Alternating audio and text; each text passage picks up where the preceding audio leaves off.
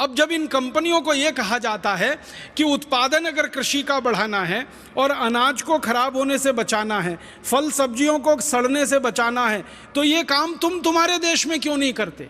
आप इस बात को समझ लीजिए कि उनके अपने देशों में वो जहर मुक्त खेती करवाते। अमेरिका में और यूरोप के देशों में जो किसान खेत में जहर नहीं डालते उनको 400% तक सब्सिडी दी जाती है सरकारों की तरफ से, ज़्यादा कीमत दे के खरीदती है। तो अपने देश में यूरोप और अमेरिका के किसानों को वो कहते हैं कि जहर मुक्त खेती करो, विष मुक्त खेती करो, खेत में जहर मत डालो और ज़्यादा पैसा ले लो सरकार से। और वही देश की कंपनियां भारत में आकर उल्टा काम करती हैं, जहर युक्त खेती कराती हैं, विष युक्त खेती कराती हैं और हमारे खेतों की धमनियों में, हमारी धरती माता की धमनियों में इतना जहर डलवा दिया है कि आपके खून में, मेरे खून में, भारतवासियों के खून में ये जहर आने लगा है। हमारे देश में कई वैज्ञानिक संस्थाओं ने तो यहाँ तक रिसर्च करके बताया है कि माताओं के दूध में अभी एंडोसल्फान पाया गया है, माताओं के दूध में एल्डी कार्ब पाया गया, माताओं के दूध में लिंडेन निकला है, माताएं अपने नौनिहाल बच्चों को जो दूध पिलाती हैं उसमें ये जहर पाया गया है। आप सोचिए कि ये जहर कितने बड़े पैमाने पर, कितने बड़े स्तर पर हमारे देश के लोगों के स्वास्थ्य के साथ खिलवाड़ कर रहा है। बहुत बड़ा मौत का व्यापार ये हो रहा है।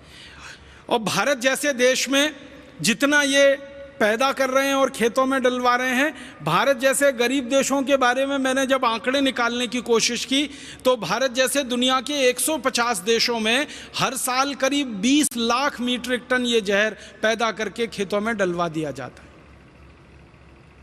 और उन सभी देशों में यही बुरा हाल हो रहा है। सभी गरीब देशों में कैंसर के मरीज बढ़ रहे हैं, सभी गरीब देशों में ये जहर लोगों के खून में बढ़ रहा है और सभी गरीब देशों को ये तकलीफ पैदा करा रहा है। तो आप बोलेंगे क्या करना चाहिए? इसका कोई विकल्प हमें ढूंढना पड़ेगा, इसका कोई रास्ता हमें खोजना पड़ेगा। ये मौत के व्यापार को इस तरह की हम खुली छूट नहीं दे सकते। और इसका सबसे अच्छा विकल्प है आप जैसे चिकित्सक, आप जैसे डॉक्टर अगर जागरूक हो जाएं तो बहुत बड़ी बात बन सकती है इस देश में, दुनिया में भी वो क्रांति की तरह से फैल सकती है। अर्थशास्त्र में एक सामान्य सिद्धांत है कि डिमांड पहले होती है, सप्लाई उसके पीछे पीछे आती है। आप सब चिकित्सक बंधु अगर चाहें तो सारे देश में जैविक अनाज के लिए, बहुत अच्छे अनाज के लिए, विषमुक्त अनाज के लिए, जहरमुक्त अनाज के लिए एक वातावरण निर्माण कर सकते हैं। आप इस देश में एक डिमांड खड़ी कर सकते हैं और उस डिमांड को भरने के लिए फिर किसानों को मजबूर होकर गाय के गोबर से, भैंस के गोबर से, बैल के गोबर से विषमुक्त खेती करनी पड़ेगी, जहर मुक्त खेती करनी पड़ेगी। फिर उनका बिकना शुरू होगा, फिर धीरे धीरे इन कंपनियों के बाजार खत्म होंगे और इनका जो षड्यंत्र और साजिश चल रहा है भारत में, ये पूरी तरह से हम नाकामयाब बना पाएंगे और इसको ख़त्म कर पाएंगे। यही एक रास्ता है, दूसरा कोई रास्ता नहीं। और आपसे इस रास्ते पर चलने की अपेक्षा इसलिए की जाती है कि आप इसको अच्छे से समझ सकते हैं और किसी को समझा सकते हैं। हमारे देश में डॉक्टर की कही हुई बात और एक साधारण व्यक्ति की कही हुई बात में जमीन आसमान का अंतर होता है। जब कोई मरीज किसी डॉक्टर के मुंह से कुछ सुन लेता है तो वो कहता है ये डॉक्टर ने कहा है, और उसके लिए डॉक्टर भगवान का प्रतिरूप है, वो इससे कम पर बात नहीं करता है। मैंने देखा है बहुत सारे मरीजों को, वो आपका प्रिस्क्रिप्शन लिखा हुआ स्लिप लेके किसी दुकान पर जाते हैं, केमिस्ट के पास, और मैंने देखा वो झगड़ा करते हैं केमिस्ट से। झगड़ा किस बात का होता है? केमिस्ट कहता है कि डॉक्टर साहब ने ये जो दवा लिखी है ये तो है नहीं मेरे पास, ऐसी ही बहुत अच्छी दूसरी दवा है। वो झगड़ा करता है, नहीं नहीं मुझे वो नहीं चाहिए, यही चाहिए जो डॉक्टर ने लिखी है। और वो समझाते समझाते केमिस्ट परेशान होता है कि भैया एक ही दवा के ये दो नाम हैं। वो मानता ही नहीं है, डॉक्टर ने लिखी है इसलिए मुझे तो यही चाहिए, क्योंकि उसका भरोसा है आप पर, क्योंकि विश्वास है आप पर। आपके ऊपर जो मरीजों का ये भरोसा और विश्वास है, इसका सदुपयोग करते हुए आप इस बड़े मौत के व्यापार को बंद कराने में बहुत बड़े सहायक हो सकते हैं। जब आप मरीजों को ये कहना शुरू कर देंगे कि देखो भाई, तुम्हारी बीमारी ठीक करने के लिए दवा तो मैं दे रहा हूँ, लेकिन इस दवा से ज़्यादा भी तुम्हें दूसरे काम करने पड़ेंगे, तो वो पूछेगा क्या करूँ? तो कहने लगो जहर मुक्त अन्न खाना शुरू करो, जहर मुक्त सब्जियां खाना शुरू करो, जहर मुक्त फल खाना शुरू करो। तो वो कहेगा कहाँ मिलेगा? तो जहाँ से ये मिल रहा है जहर युक्त, वहीं जहर मुक्त मिलेगा। मांग पैदा करो, डिमांड पैदा करो, तो लोग अपने आप पैदा करेंगे। तो पहले कम पैदा होगा, शायद ज़्यादा कीमत में बिकेगा, फिर ज़्यादा पैदा होने लगेगा, कीमतें कम होती जाएंगी, और एक सामान्य रूप से पूरे भारत के लोगों को विषमुक्त अनाज, विषमुक्त भोजन, विषमुक्त सब्जियां और विषमुक्त फल उपलब्ध हो जाएं। एक तरफ इन कंपनियों का बाजार भी खत्म हो जाएगा, उनकी ताकत भी कमज़ोर हो जाएगी, और दूसरी तरफ हमारे लोगों को कैंसर जैसी गंभीर बीमारियों से बचने का रास्ता भी खुल जाएगा। माताओं के शरीर में ये जो जहर आ गया है दूध के रूप में, ये भी कम होता चला जाएगा। और एक सबसे आखिर में जो बड़ा काम होगा वो ये कि सारे भारत देश में जब ये खेती में क्रांति आ जाएगी, तो बड़ा सवाल पैदा होगा वो ये कि क्या बिना यूरिया, बिना डीएपी उत्पादन हो पाएगा? क्योंकि हमारे देश में ये जहर बेचने वाली कंपनियों ने एक कुतर्क फैला रखा है कि यूरिया डीएपी के बिना तो उत्पादन हो ही नहीं सकता। मैं आपको विनम्रतापूर्वक एक जानकारी देना चाहता हूँ। इस भारत देश में बहुत सारे जागरूक किसान पिछले 15 सालों में ऐसे निकले हैं जिन्होंने अपने खेत में यूरिया डीएपी डालना बंद कर दिया, जिन्होंने एंडोसल्फान, मेलाथियान, पैराथियान डालना बंद कर दिया, जिन्होंने लिंडेन, एलडी कार्ब जैसे खतरनाक जहर डालना बंद कर दिया। ऐसे हज़ारों किसान हैं, और उनकी करीब 20 लाख एकड़ ज़मीन पर बिना यूरिया, बिना डीएपी अनाज पैदा हो रहा है, बिना किसी जहर के, बिना किसी कीटनाशक और जंतुनाशक के सब्जियां पैदा हो रही हैं, फल पैदा हो रहे हैं। 20 लाख एकड़ में खेती भारत में हो रही है। सबसे ज़्यादा ये खेती महाराष्ट्र में हो रही है, कर्नाटक में हो रही है, आंध्र प्रदेश में हो रही है, तमिलनाडु में हो रही है, केरल में हो रही है, मध्य प्रदेश में हो रही है, छत्तीसगढ़ में हो रही है, अब तो झारखंड, बिहार में भी शुरू हो गई है। हज़ारों किसान लग गए हैं, और उन किसानों का अनुभव ये कहता है कि यूरिया डीएपी से वो जितना पैदा करते थे उससे ज़्यादा पैदावार उनकी बिना यूरिया, बिना डीएपी से हो रही है। आपको मैं आंकड़े बताना चाहता हूँ कि जो किसान पहले यूरिया डीएपी से 1 एकड़ में 30 मीट्रिक टन गन्ना पैदा करते थे, अब वही किसान गाय का गोबर, भैंस का गोबर, बैल का गोबर खेतों में डालकर 1 एकड़ में 90 मीट्रिक टन गन्ना पैदा कर रहे हैं, 3 गुना ज़्यादा। जो किसान पहले यूरिया डीएपी से 1 एकड़ में 15-20 क्विंटल तक गेहूं पैदा करते थे, आज वो गाय के गोबर, बैल के गोबर, भैंस के गोबर का उपयोग करके 1 एकड़ में 25 से 30 क्विंटल गेहूं पैदा कर रहे हैं, ठीक दुगना। जो किसान पहले 2 से 2.5 क्विंटल कपास पैदा करते थे 1 एकड़ में यूरिया डीएपी से, आज वो 7 क्विंटल कपास पैदा कर रहे हैं बिना यूरिया, बिना डीएपी के।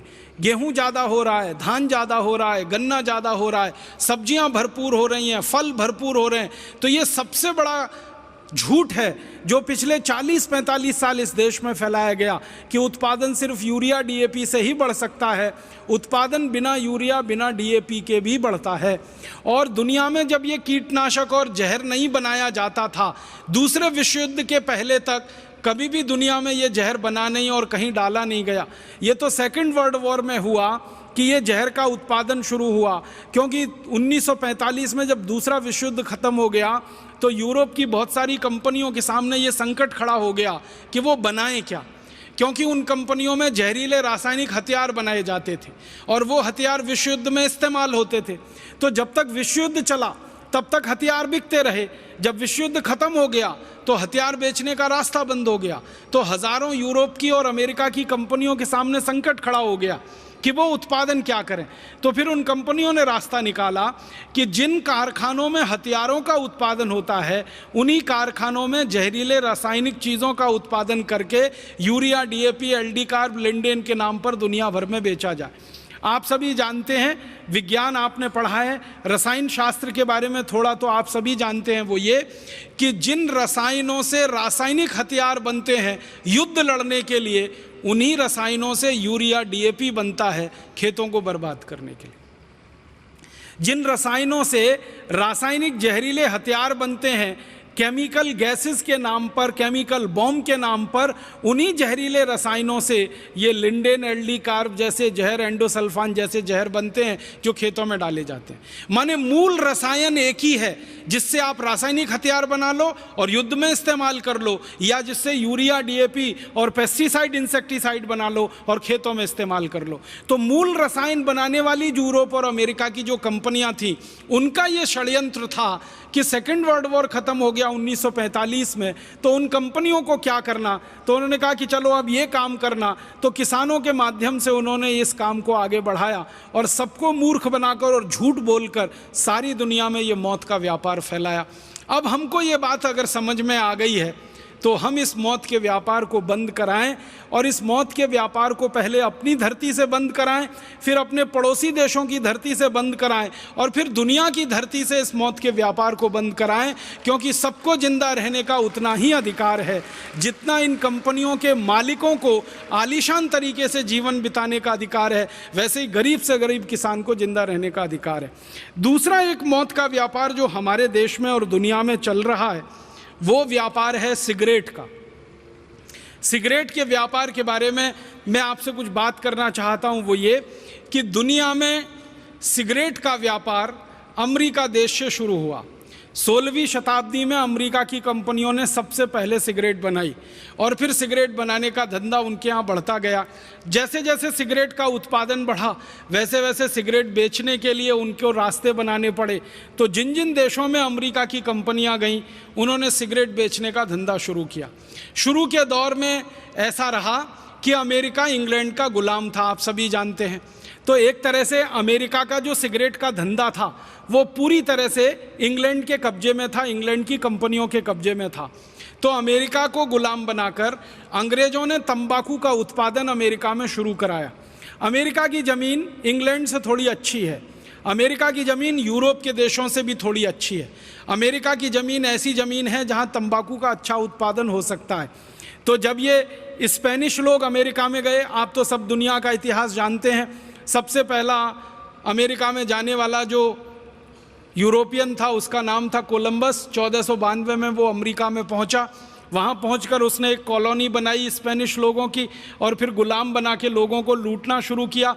और उस स्पेनिश कोलंबस ने ले जाकर वहाँ तंबाकू का उत्पादन शुरू कराया।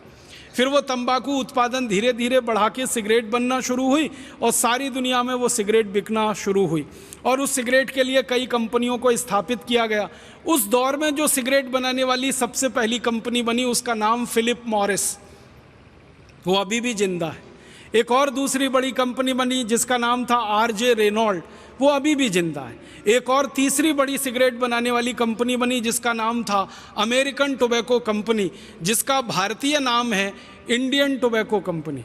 आपने भारत में एक नाम सुना होगा ITC, ये मूल नाम है अमेरिकन टोबैको कंपनी, उसका भारतीयकरण करके कर दिया इंडियन टोबैको कंपनी। सारी दुनिया के देशों में ये कंपनी काम करती है।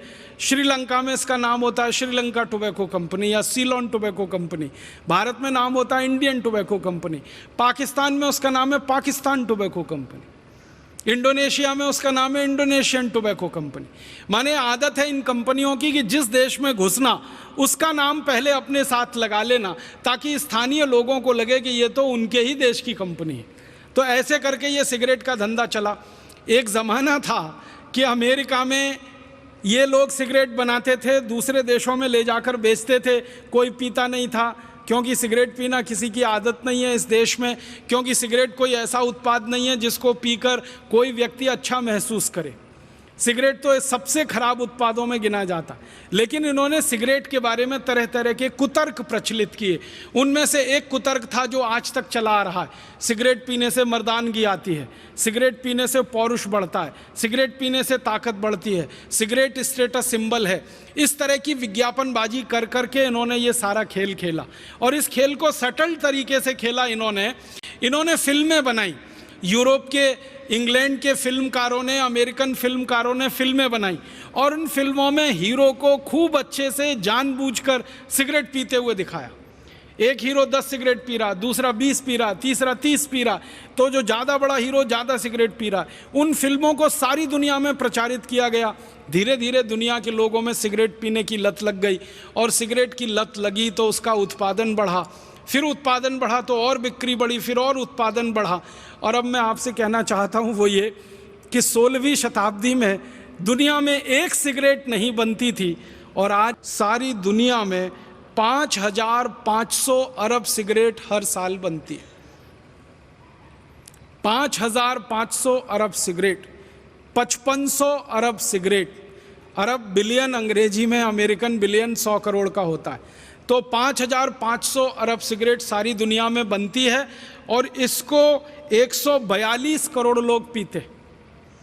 अब ये 142 करोड़ लोग दुर्भाग्य से अमेरिका में, यूरोप में, भारत और भारत जैसे कई गरीब देशों में हैं, और इन देशों को सिगरेट पिला पिला के लोगों का सारा खून पसीने की कमाई का पैसा निचोड़ रही हैं ये कंपनियां। फिलिप मॉरिस है, आरजे रेनॉल्ड है, अमेरिकन टोबैको कंपनी है। ऐसी सिगरेट के धंधे में लगी हुई 40 बड़ी कंपनियां हैं अमेरिका और यूरोप के देशों की। ये कंपनियां अंधाधुंध व्यापार कर रही हैं, और इस व्यापार में अंधाधुंध मुनाफा कमा रही। आपके मन में एक प्रश्न आ सकता है कि मुनाफा कितना हो सकता है सिगरेट के बिजनेस में? हजारों प्रतिशत का मुनाफा है सिगरेट के बिजनेस में।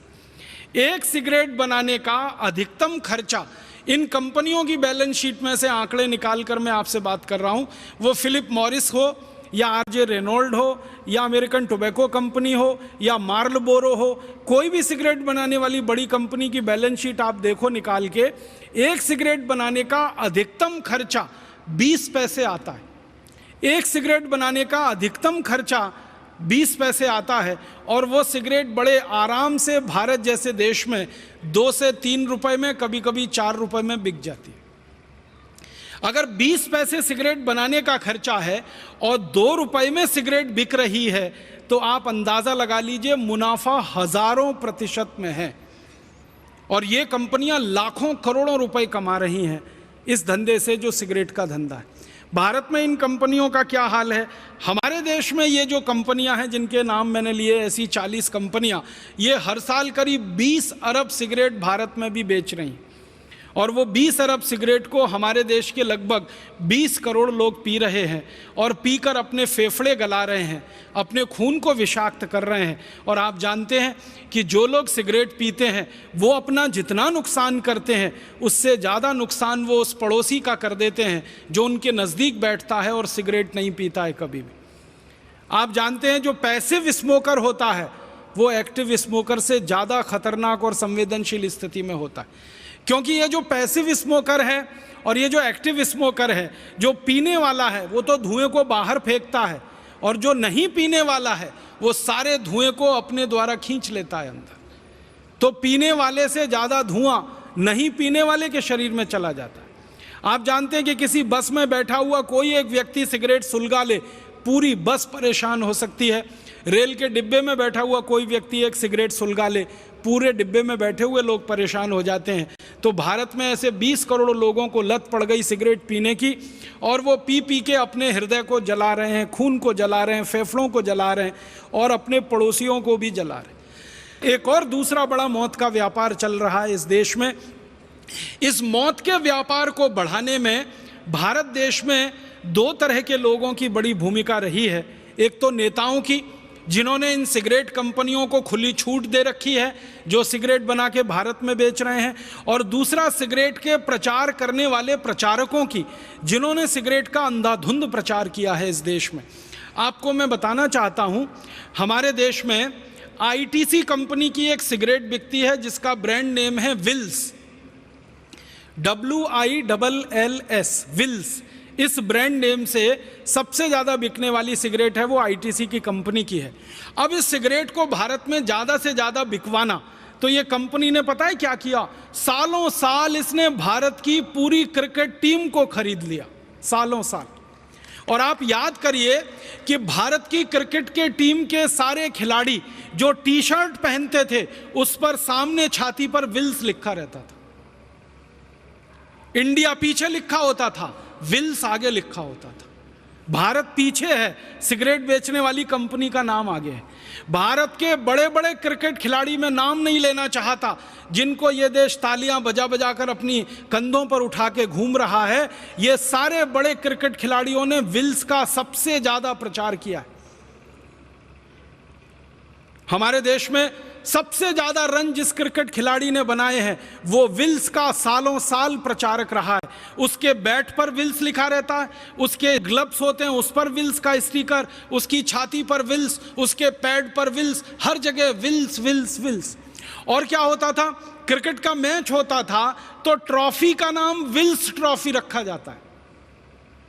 मैदान जिस पर खेल हो रहा है क्रिकेट का, उसमें दो तरफ विकेट्स होते हैं, दोनों तरफ जो एंड होता है बॉलिंग करने का, वहां विल्स लिखा जाता था। फिर मैदान में चारों तरफ विल्स के बहुत सारे होर्डिंग्स और साइन लगाए जाते थे। मतलब जो क्रिकेट मैच देखने आ रहे हैं वो क्रिकेट से ज्यादा विल्स विल्स विल्स देखते थे। और फिर जब बड़े बड़े क्रिकेट खिलाड़ी विल्स का स्टिकर लगा के मैच खेलते हैं, विल्स का पैड पहन के मैच खेलते हैं, विल्स के ग्लव्स पहन के मैच खेलते हैं, तो देखने वाला जो नौजवान वर्ग है उसको भी लगता है अच्छा क्रिकेट खिलाड़ी होना है तो विल्स पीना ही पड़ेगा। छक्का मारने वाला क्रिकेट खिलाड़ी होना है तो विल्स पीना ही पड़ेगा, चौका मारने वाला खिलाड़ी होना है तो विल्स पीना ही पड़ेगा। और उसके चक्कर में फिर ये विल्स की बिक्री बढ़ते बढ़ते बढ़ते बढ़ते भारत में यहाँ तक पहुँची कि बहुत दुख होता है, हर दिन भारत में 3000 नए लड़के सिगरेट पीना शुरू कर देते हैं, सरकार के आंकड़े। हर दिन सारी दुनिया में हर दिन 1 लाख नए बच्चे जिनकी उम्र 13-14 साल के आसपास होती है वो सिगरेट पीना शुरू कर देते हैं। ये विल्स के जैसे प्रचार का दुष्परिणाम है। तो क्रिकेट का प्रचार नहीं होता, विल्स का प्रचार होता।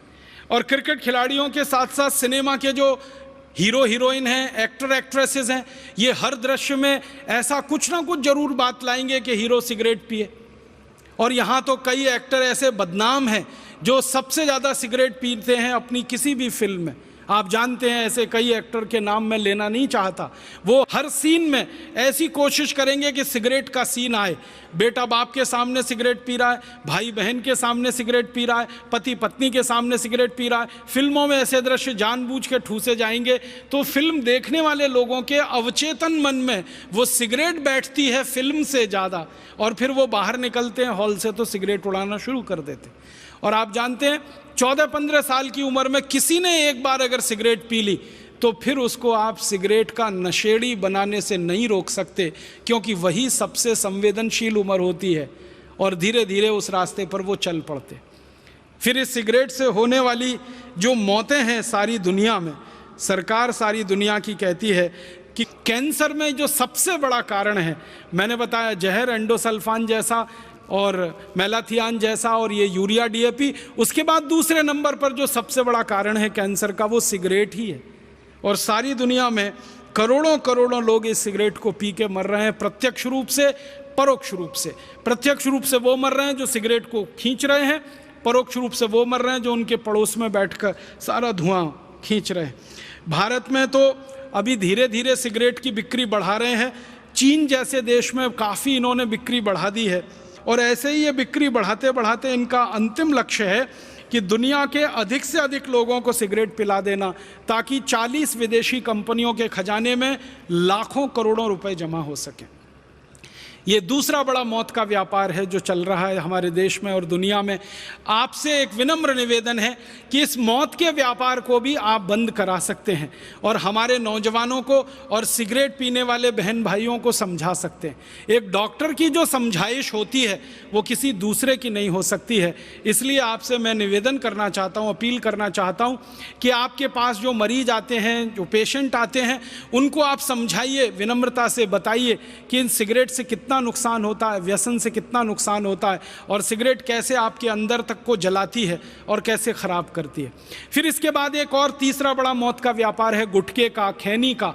ये 5000 करोड़ का व्यापार है और लाखों लोग इस व्यापार में परेशान हो रहे हैं। फिर एक इसके बाद का आगे का व्यापार है बीड़ी का। सभी तरह के व्यसन में हमारा देश डूबा हुआ। फिर उसके बाद एक शराब का व्यापार है जो मौत का व्यापार बन गया है। इस शराब के व्यापार को भी हमें बंद कराना है। भारत में 32,000 शराब की दुकानें हैं, 20,000 करोड़ की शराब बिक रही है, लाखों करोड़ों लोग इससे बर्बाद हो रहे हैं। और इसी तरह से एक बड़ा व्यापार हमारे देश में अफीम का है, मार्फिन का है और बहुत सारी नशीली दवाओं का है। हज़ारों मीट्रिक टन नशीली दवाएं बिक रही हैं और लोगों को तकलीफ़ में डाल रही हैं। तो मेरा आप सभी चिकित्सक भाइयों से यही विनम्र निवेदन है कि इन सभी मौत के व्यापारों को इस देश में जल्दी से जल्दी आप बंद कराइए और जल्दी से जल्दी इस भारत देश को एक रहने लायक, अच्छा, समर्थ, स्वस्थ और समृद्धशाली देश बनाइए।